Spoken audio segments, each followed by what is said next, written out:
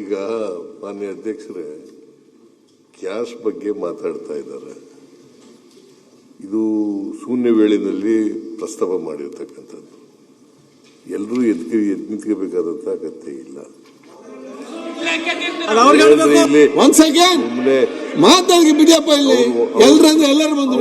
ಪ್ರಸ್ತಾಪ ಮಾಡಿರೋರು ಅವರು, ಉತ್ತರ ಕೊಡಬೇಕಾಗಿರೋರು ಫುಡ್ ಮಿನಿಸ್ಟರ್.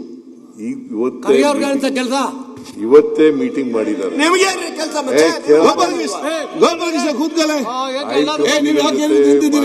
ಇವತ್ತು ಚರ್ಚೆ ಮಾಡಿದ್ದಾರೆ.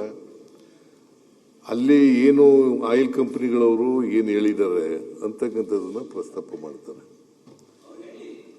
ಅವರು ಅದನ್ನ ಕೇಳಕ್ಕೆ ನಿಮ್ಗೆ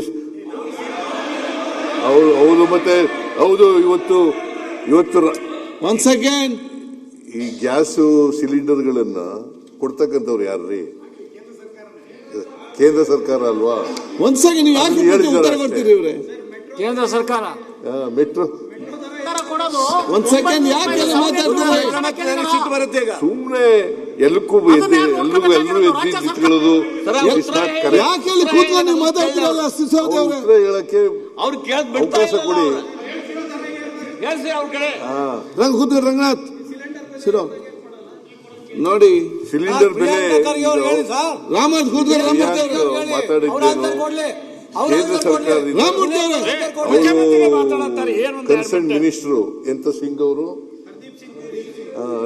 ಹರ್ದೀಪ್ ಸಿಂಗ್ ಪುರಿ ಅವರು ಹೇಳಿರ್ತಕ್ಕಂಥದನ್ನ ಪ್ರಸ್ತಾಪ ಮಾಡಿದ್ರು. ಅದನ್ನ ಕೇಳಕ್ಕೆ ನಿಮ್ಗೆ ವ್ಯೈಧಾನ ಇಲ್ಲ. ಒಬ್ಬರು ಮಾತಾಡಿಯಪ್ಪ, ಯಾಕೆ ಇವೆಲ್ಲ ಪತ್ರಿಕೆಲೆಲ್ಲ ಬಂದಿದೆ.